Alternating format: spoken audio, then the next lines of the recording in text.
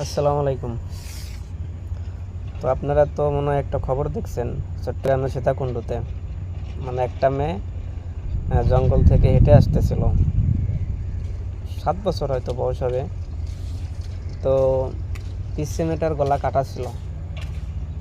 তো পরে ওইখানে কিছু শ্রমিক ছিল, তারা তার গলাতে কাপড় পেঁচিয়ে ডাক্তারের কাছে নিয়ে গেছিলো।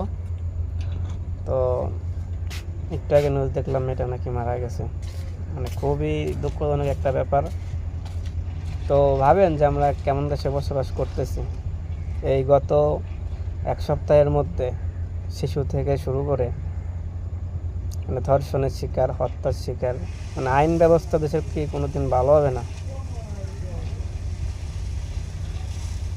এই কি বলবো আর দেশের এসব সিস্টেম নিয়ে, আইন ব্যবস্থা ঠিক নেই আছে না নিয়ে।